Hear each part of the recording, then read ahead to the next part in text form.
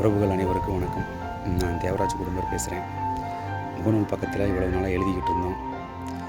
இப்போ வலையொலி பக்கத்தில் நான் உங்களை சந்திக்கணும்னு ஆசைப்பட்டு முழுமதி வலையொலி வரிசை அப்படின்னு சொல்லி ஒரு யூடியூப் சேனல் ஆரம்பிச்சிருக்கோம் நாங்கள். இதில் அரசியல் சார்ந்த நிகழ்வுகள் அதுதான் அதிகமாக இருக்கும். இங்கே பண்பாடு நாகரிகம் நம்மளோட இதை பற்றி பேசுகிறதுக்கெல்லாம் நிறையா யூடியூப் சேனல் இருக்காங்க. இது முழுவதும் அரசியலை பற்றி மட்டும். ஒரு சில நேரங்களில் எப்படி சொல்கிறது, காதல், நட்பு, உறவு அதை சார்ந்து பேசுவோம். அப்படின்னா அதிகமாக ரொம்ப கருத்து சொல்கிற மாதிரி இருக்கும். நீங்கள் அதுக்காக சங்கடப்பட்டுக்காதீங்க. சும்மா நம்மளுக்கு தெரிஞ்ச கருத்தை சொல்கிறோம், அவ்வளோதாங்க. அதே போல் நீங்கள் சொல்கிற கருத்தையும் நாங்கள் ஏற்றுக்கிறக்கூடிய மனநிலை தான் நம்மளுக்கு இருக்குது. எல்லாமே நம்ம அட்வைஸ் பண்ணுற மாதிரியெல்லாம் இது கிடையாது. நம்மளுக்கு மனதில் தோன்ற கருத்தை உங்கள்கிட்ட நான் பகிர்ந்துக்கிறேன், அவ்வளவுதான்.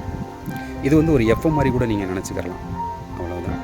சந்தோஷமாக வாங்க, சந்தோஷமாக போங்க அப்படிங்கிற மாதிரி. அரசியல் நேரங்களையும் கடுமையான சொற்களெல்லாம் பயன்படுத்தக்கூடாது அப்படிங்கிறத நம்ம கட்டுப்பாட்டில் வச்சுருக்கோம். அதாவது இது ஒரு மாறுபட்ட கோணத்தில் இந்த சேனலை நம்ம கொண்டு போகணும் மக்கள் மன்றத்தில் அப்படின்ற மாதிரி. இது நம் சமூகம் சார்ந்து தமிழ் சமூகம் அனைவருக்கும் இந்த வலையொலி பக்கத்தை கொண்டு போகணும் அப்படிங்கிறது தான் எங்களோட தலையாய நோக்கம்.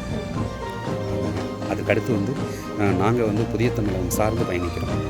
புதிய தமிழகம் இதற்கு முன்பு செய்த பல போராட்டங்கள், பல ஆர்ப்பாட்டங்கள், அதே போல் என்னென்ன நீதி இந்த மக்களுக்காக வாங்கி கொடுத்துருக்காங்க, எந்தெந்த மக்களுக்காக போராடி இருக்கிறாங்க, அந்த போராட்ட காலத்தில் என்னென்ன நடந்தது அப்படிங்கிறத இந்த வலையொலியின் பக்கத்தின் மூலமாக எல்லா மக்களுக்கும் எடுத்து சொல்கிறதுக்கு நாங்கள் கடமைப்பட்டிருக்கிறோம்.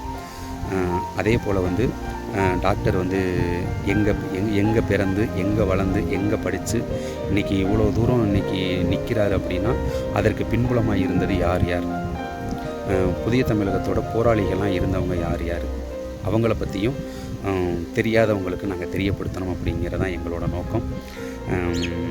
நீங்கள் நினைக்கிற மாதிரி புதிய தமிழகம் அப்படிங்கிறது ஒரு சமூகம் சார்ந்த இயக்கமும் கிடையாது. தமிழ் சமூகம் சார்ந்த இயக்கம் எல்லா சமூகத்துக்காகவும் போராடி இருக்குது. ஆனால் இங்கே இருக்கிற ஊடகங்கள் அது ஒரு சாதி இயக்கமாக கட்டமைச்சிட்டாங்க. என்ன காரணம்னா, தமிழகத்தில் இருக்கிற பெரும்பான்மையான சமூகங்களை சார்ந்தவங்களை எல்லாத்தையுமே சாதிய கட்சியாகவே இங்கே ஆக்கிட்டாங்க. அதுதான் காரணம் முடிஞ்சியோ, மற்றதெல்லாம் வேறு ஒன்றும் கிடையாது. அவங்களோட போராட்ட குணம் இன்னும் மாறலை. இங்கே தமிழ் சமூகத்தில் யாரும் பெரும்பான்மையாக இருக்காங்க அப்படிங்கிறது எல்லாத்துக்கும் தெரியும். தொடர்ந்து நம்ம அதை பற்றி தான் நம்ம பேச போகிறோம்.